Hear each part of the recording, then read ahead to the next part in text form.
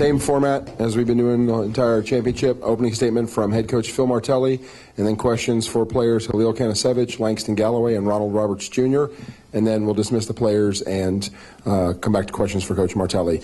If you have a question, please remember to raise your hand, take a microphone. We have two floating around, and speak directly in the microphone and address players by name when you ask the question. Phil? First of all, tremendous respect for Mark Schmidt and what Bonaventure did and how they came out. You would think that they would be the ones with the tired legs, and they put us on our heels. Our ball skills came in question in the first half, and these three guys just kept talking to their teammates about staying with it. It really wasn't coaching. It was more them being great teammates and trusting each other, and we just wore them down. They missed shots at the rim. And I think, obviously these numbers by Halil are extraordinary, and Langston yesterday, and but the effort that DeAndre Bembry just gave, a really poor offensive game with 5 turnovers in the first half, but his defense on Matthew Wright was at a very, very high level. So I'm happy for these guys. I just told them that we'll go back, we'll rest, and tomorrow we're coming over here for rings and nets. That's what we want to get tomorrow, rings and nets. All right, questions for the players? Halil, would you say that was one of the biggest or best performances of your career? Numbers-wise, yeah. I would say numbers-wise. I really never base my game on numbers. It's my floor game for the team. I don't care about points. I definitely got to rebound, but that's the only really thing I care about, rebounding. And it's not so many how many rebounds I get. It's how many offensive rebounds the other team gets. That's my main concern. But it's my floor game for the team. Scoring, don't really care about it. I just want to win. And I think these guys feel the same way. But, yeah, I had a good scoring game and rebounding game today, numbers-wise. So, yeah, that's that way, yeah. But whatever, I really don't care about it.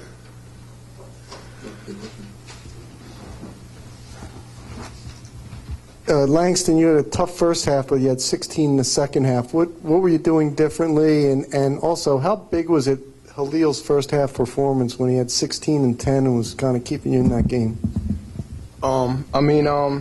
The second half, coach was just saying be aggressive and just keep playing. I had 2 fouls in the first half, so I had to sit down. But I just wanted to come out and be aggressive. And then, these guys, Halil and Ron, were finding me, and I was getting open looks, and then we just got going from there. And it's all credit to this team. We played a great game tonight. Halil, with the rest of the team struggling in the first half, you were kind of all over the whole game, but especially in the first half. Was the mentality that you needed to take over to keep the team in it, or? No, how they were playing us, they were obviously after yesterday's performance, how they played the whole season.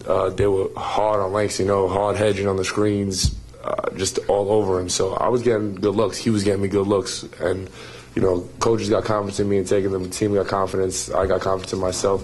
So, they were good shots I was getting. And, and we were all chaotic in the first half, just turnovers all over the board for myself, everybody. But, yeah, everybody did a good job getting me some good shots, and we got a better rhythm in the second half where he started scoring, Ron started scoring. But first half, I got good looks.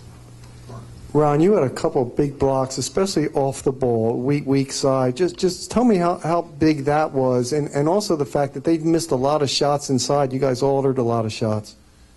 Yeah, I just try to help my team in any way. If the guard was coming to the lane, I just wanted to protect the basket and just try to do the little things to keep our team in it. For any of you guys, how do your legs feel after 2 games in a row of logging heavy minutes, and how do you think it's going to affect you guys tomorrow? Oh, well, we're playing the championship tomorrow, so we got to just forget about that. We're still going to play hard, full of energy. We really want to win the championship. Since we've been here, we've never been this close, so we got to seize the moment tomorrow. Ron said it good. We just got to go out there, seize the moment, play hard, leave it all out there because, hey, it's no tomorrow. So, it's a championship game, and we're going to come with a lot of energy. Nah, they said everything.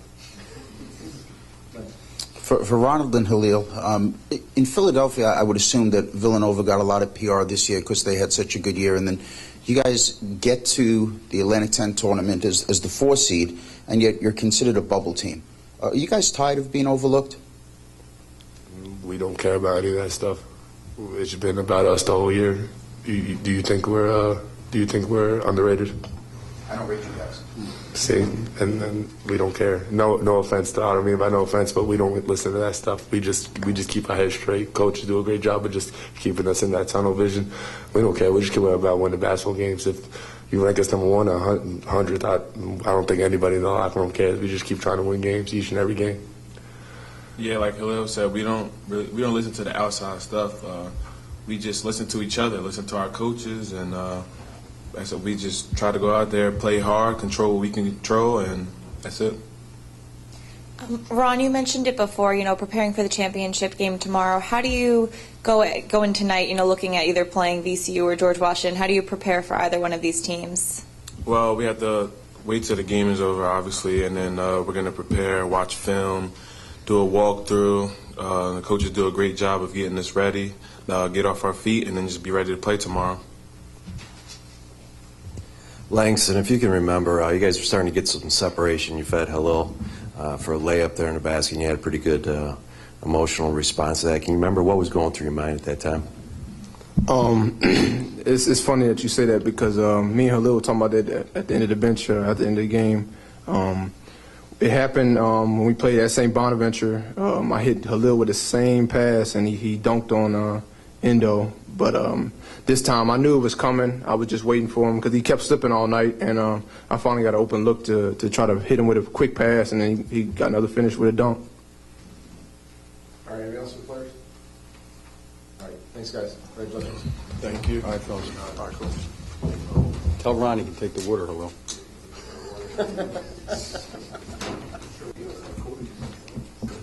All right, questions for Coach Martelli?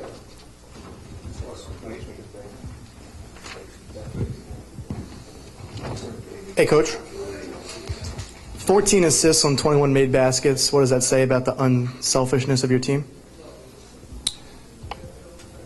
Well, the coach in me is going to say it's really a nice job by them, but then there's 14 turnovers that we have to clean up. We had 10 in the first half. We'll clean those up.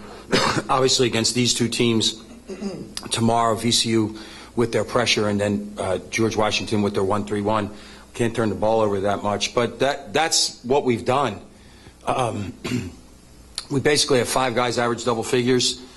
We do it by 6 game totals, and I always give them number of baskets on assist, and our total for the last 6 games was something like 67%. So that's basically what we did here today. Coach, congratulations on the victory. Thank you. Could you talk a little bit about, again, the 2 potential opponents you could face tomorrow? More specifically, what problems each team might present for your team, and how you guys are going to go about trying to overcome those challenges? Well, the first thing is that they're both really good teams. We were fortunate enough to beat VCU at the end at home. We had some separation in that game, and they just kept coming, as is their kind of MO. And with George Washington, we got down 14, I think, in the first half, went on a 16-0 run to take a 2-point lead. We maintained that lead in the second half, but we had a lot of foul trouble, particularly with Halil. And, they have a wonderful, wonderful player. I think underrated, maybe even a pro prospect in Garino. And they're both going to be coming in on an uptick. They both played really well last night. I only saw snips, little snippets of their games last night, but they both played really well, and I would expect that this will be a high-energy game. And they tell me, the people from the league tell me that George Washington has a really sizable turnout with them, and the VCU crowds are legendary. So I'll know more at 6:30, and we'll meet the team at 8:30 tonight. Just do film. Tomorrow we'll walk through at 8 a.m. And I think we have to make it about us, not necessarily about whom we are playing. Phil, Halil has such a unique skill set. When you and personality right. and vocabulary. All those other things, yeah. But because of the way he plays and the way you guys play with him, and he has the ball so much, How difficult was the decision for you when you first came to the program to put that kind of trust in a kid like that? Well, I think the biggest thing was to get him on the floor. You know, like Ron Roberts, obviously everybody knows is a highlight real dunker, and we had C.J. Aiken, who was leading the country at a point in block shots, and now we're looking at Halil. And Halil's the best low post passer, but he's also the best low post distributor. So we had to figure out a way to get him to the post and not but he's been asked to sacrifice. And he'll tell you that he's been asked to sacrifice.